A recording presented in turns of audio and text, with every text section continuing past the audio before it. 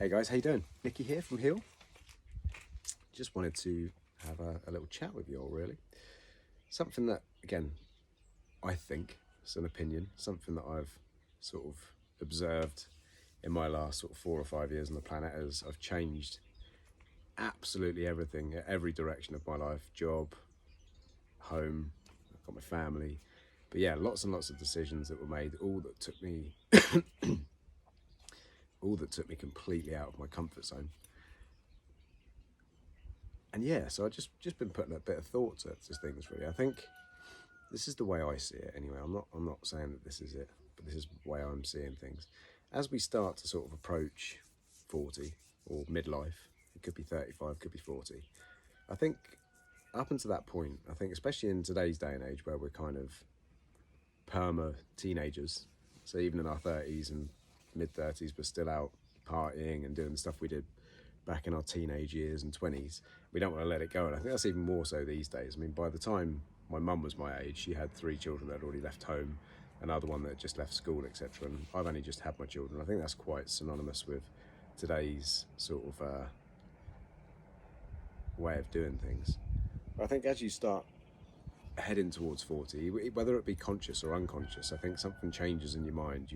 For first time, you become sort of a bit of aware of your own mortality.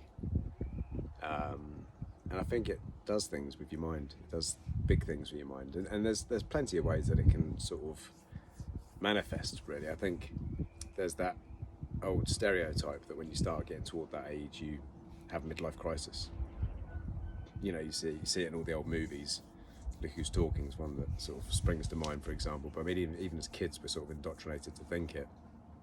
Successful businessman, reaching middle age, has an affair, goes and buys a sports car, has his hair cut, gets an earring, you know, all these kind of things that when I was growing up, I kind of thought it was one of those things that was pretty standard, that you were highly likely to have some sort of nervous breakdown or midlife crisis. And I think as I've actually approached it myself, I mean, I'm 41 now, so I went through it a few years ago.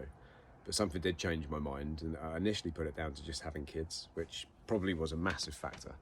But I think if I look back at it now, I think my midlife crisis wasn't a midlife crisis, so I was probably expecting to have one, but what I actually really experienced was not a midlife crisis or a nervous breakdown. I went through a spiritual awakening, and I think that everybody has the option to do that. I think if you don't have the spiritual awakening, you're pretty much guaranteed to have the nervous breakdown or the midlife crisis. Now, that's not to say that there aren't people out there that are happy in their jobs and happy in their lives and happy with what they've got, whether it be because they've got a smaller target on what their expectations are, or whether they're extremely lucky people that have obviously gone into work that they love and all these kind of stuff, and every area of their life is satisfied. But it's not, in my experience, and the job that I've been doing, that's not the majority of people. In fact, it's a very, very, very small minority. And I think from my point of view, I use myself as an example. I had everything, to be honest. I mean, everybody would be happy in my position. I had a very successful business. I was earning very good money for 20 years. Didn't want for anything. Never had any problems with paying bills or anything like that. Didn't have any of those sort of stresses or money stresses in general. But I was extremely unhappy. And in hindsight, I mean, I knew it at the time when I left. It was the job that I was doing. Now, although it afforded me all those opportunities, it was draining my soul. It was killing me from the inside out. And I think a lot of people find it very difficult. I mean, I did for 10 years find it extremely difficult to rip that plaster off and make a decision to do something for my own mental health and sanity and quality of life.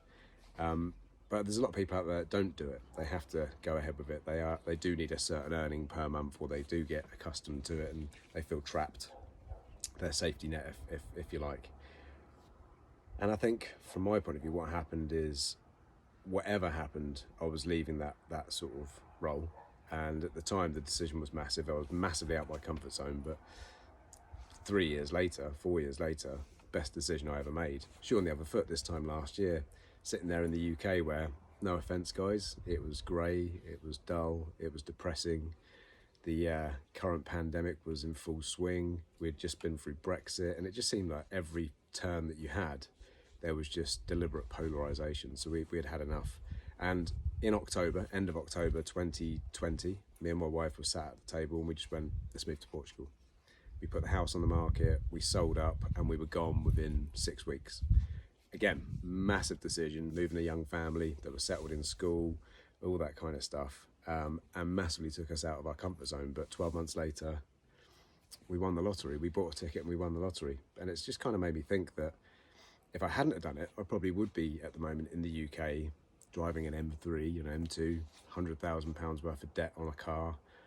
And that would have been a band-aid that would have made me happy for 3 months, and then I'd be in the same position, sitting there in that grey, depressing country. The reason I'm saying this is I just want to get across to people. I don't know if you are like myself, if you are one of those people that knew about the stereotypes of midlife crisis and whether it was just hanging over in the back of your head that maybe that would happen to you one day. But you do have a choice. It doesn't have to be a midlife crisis. It doesn't have to be a nervous breakdown. And money is just money. It's easy to come by, to be quite honest. You will always be able to hustle money. And if you reduce your expectation or your outgoing, then you're going to easily cover that, and your mindset will be that, so that you are more successful in here as well as in your pocket as well. So yeah, don't hold off. Don't sort of carry on until you have that nervous breakdown, that midlife crisis. Get yourself out of your comfort zone. Make a decision that is going to benefit your quality of life, that's going to have you jumping out of bed every day, even if it's doing a job in something that you really, really like. Money might be tight, but you're going to be happy in your job. You're not going to feel trapped, and that's one of the worst things. Procrastination and just feeling trapped is one of the worst things for humans, and the amount of anxiety out there, 99% of the people I deal with, is because of these sort of things. It's decisions they know they need to make, but they won't make it because they're worried about what other people might think, or what picture it puts out.